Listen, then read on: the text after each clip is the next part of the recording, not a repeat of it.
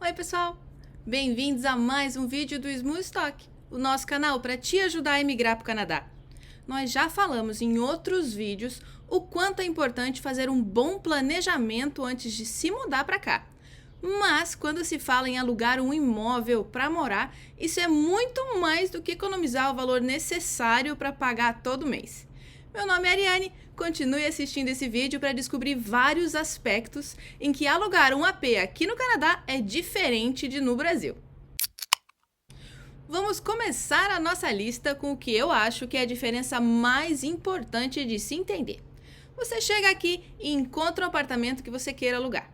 Aqui não é uma decisão unilateral. Você gostou do AP, você decide alugar e ponto final. Aqui você preenche uma aplicação que vai ser analisada pelos proprietários ou administradores do imóvel e comparada com outras potenciais aplicações recebidas ao mesmo tempo. Eles vão verificar o teu histórico pessoal e financeiro. O intuito é duplo. Por um lado, verificar se você tem probabilidade de ser um inquilino bom, que vai seguir as regras e se integrar bem no condomínio. E por outro lado, é claro, eles visam garantir que você tenha condições de continuar pagando o aluguel mensalmente, até pelo menos o fim do contrato. Isso é uma coisa que no início atrapalha o imigrante, porque como que eu vou comprovar que eu vou ser um bom inquilino se eu não consigo dar referências de antigos aluguéis? Foi tudo no Brasil. Como que eu vou comprovar que eu sou um bom pagador se eu tenho zero histórico de crédito aqui no Canadá? Aliás, histórico de crédito, ou em inglês o credit score, é um termo que você vai ouvir bastante por aqui. No geral é simples, você como indivíduo tem uma nota. Conforme você vai pagando as suas contas dentro dos prazos, faz empréstimo, mas paga sempre, não atrasa, a sua nota vai subindo, demonstrando que você é um bom pagador e que o risco de emprestar dinheiro para você ou te alugar um apartamento é menor. Da mesma forma, conforme você atrasa os pagamentos, a sua nota vai baixando. Mas quando você chega no Canadá, sua nota, bem dizer, é inexistente. Por um lado, isso é bom, você não tem um histórico negativo, mas também não tem nada positivo. Então, existem proprietários que decidem rejeitar a sua aplicação por falta de crédito. Eles olham para o teu perfil sem histórico e não acreditam que você é confiável o suficiente para pagar o aluguel. Nesses casos, você consegue tentar comprovar de outra maneira, mostrando que você tem economias ou bens. Foi mais ou menos assim que a gente fez. Nós acrescentamos na nossa aplicação extratos bancários e até escritura de um imóvel no Brasil. Outra coisa que vale ter em mente quando se pensa em comprovar que tem condições de pagar o aluguel é que se você vem fazendo um college, você só pode trabalhar meio período. E se vem estudando inglês, não pode trabalhar. Então você realmente precisa ter esse valor guardado para não passar apertado depois.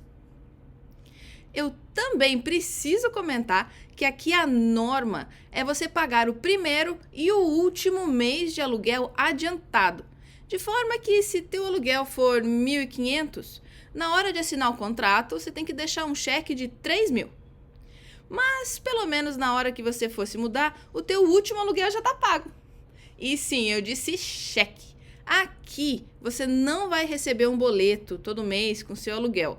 Você deve, por conta própria, entregar um cheque para o seu landlord, que é o proprietário ou administrador do imóvel. Algumas instituições até aceitam pagamento por cartão ou transferência, mas não são todas não. O nosso prédio, por exemplo, aceita exclusivamente cheques, tanto que nós pegamos cheque no banco só para pagar o aluguel. Em contrapartida, a boa notícia é que muitos aluguéis já incluem algumas das despesas, como com luz, água e aquecimento. Alguns contratos incluem todas essas contas, outras só algumas, e em outros casos não inclui nada. Vale perguntar sempre o que está incluso, antes de decidir por um apartamento, porque um AP é um pouco mais caro, mas que inclua esses custos, às vezes acaba sendo mais em conta do que outro apartamento mais barato, mas que não inclua nada. E condomínio é uma coisa que inquilino aqui não paga, então você não precisa se preocupar com isso. Outra coisa que nós estranhamos aqui é que o nosso primeiro instinto foi procurar uma imobiliária para nos ajudar a achar os apartamentos disponíveis. Mas no final, o esforço que mais deu resultado foi procurar na internet, mas também caminhar pelas ruas dos bairros onde a gente gostaria de morar. Aqui tem muito prédio que é propriedade de empresa, que aluga 100% das unidades.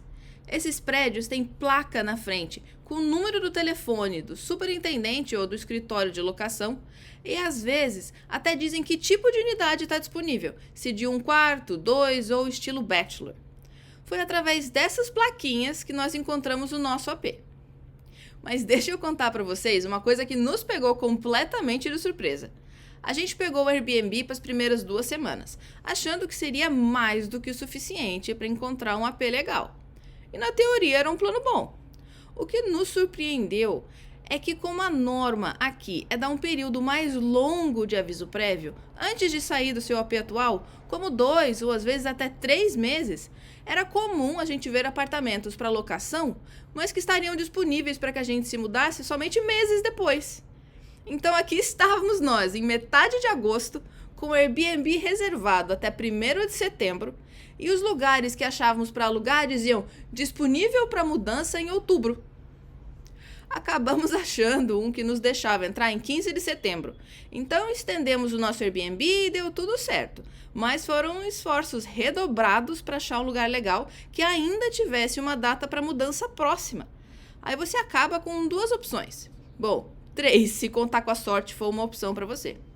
Você pode se preparar e pegar o Airbnb já de cara por uns 2 meses, ou alugar um AP enquanto ainda está no Brasil.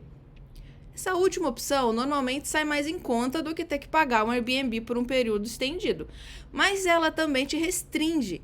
Isso porque não são tantos os lugares que vão fechar contrato assim, à distância. E você tem que conseguir enviar um depósito ou cheque para essas empresas ou imobiliárias sem nem ver o apartamento. Quem já alugou qualquer imóvel sabe bem que as fotos nem sempre refletem o estado real do lugar, sem contar com a possibilidade de ser um anúncio fraudulento. Mas uma das minhas amigas que se mudou para cá depois de mim fez assim: alugou de lá do Brasil, mas ela ainda tinha a mim como recurso. Eu fui lá, pelo menos vi o apartamento antes dela fechar o negócio, garanti que era uma oferta verdadeira em um lugar legal, mas nem todo mundo tem esse tipo de recurso, né? Ainda no tema de data de mudança, o feriado do Canada Day, que acontece em 1º de julho, é conhecido nacionalmente como o dia de fazer mudança. Como ele cai em pleno verão, muita gente aproveita o clima bom e o diazinho extra para trocar de moradia. A melhor época para procurar um lugar para morar é na primavera, lá por maio e junho. Muitos estudantes já terminaram o semestre de inverno e estão indo embora.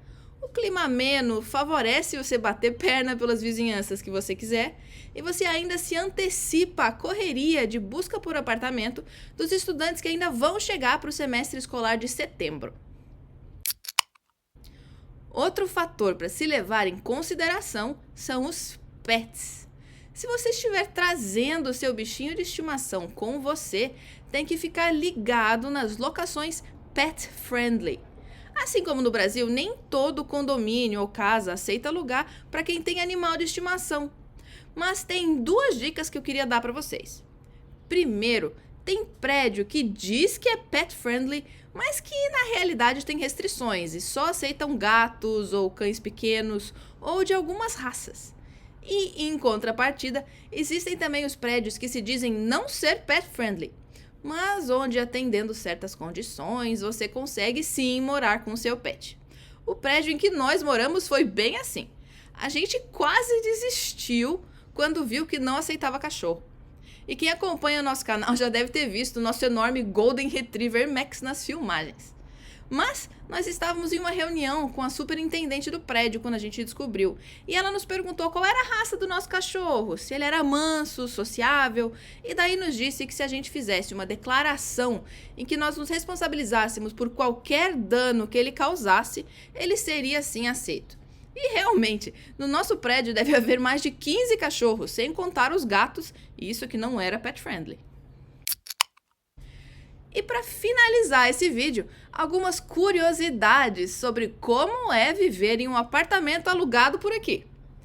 Nós estranhamos bastante no início, porque há várias regrinhas que a gente não tem no Brasil. Essas regras variam de prédio para prédio, então se alguma dessas for importante para você, converse com a administração do prédio onde você quer morar para descobrir como que eles fazem as coisas. Vamos lá!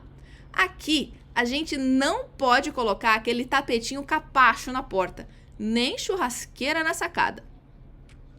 Dizem que são recomendações do Corpo de Bombeiros. Também existe uma data a partir de quando você pode usar o seu ar-condicionado e uma data limite quando você precisa desinstalar ele.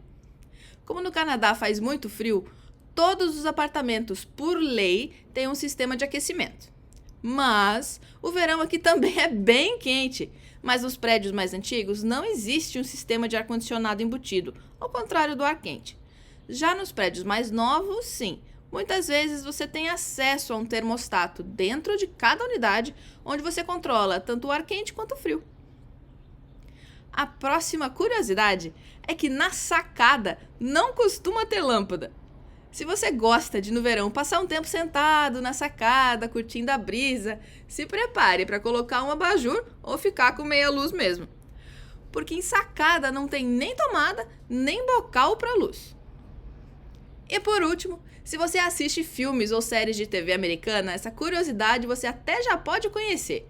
Principalmente em prédios mais antigos, há uma lavanderia coletiva, com aquelas máquinas em que você paga para secar e lavar suas roupas. Muitos desses prédios proíbem que você tenha máquinas de lavar e secar próprias dentro da tua unidade. Tanto porque o gasto de água está incluso no aluguel e para incentivar você a usar a máquina terceirizada, mas também porque o sistema de encanamento pode não estar preparado para esse tipo de instalação. Nos apartamentos também não tem lavanderia, tanque, nem um lugar para pendurar a roupa para secar.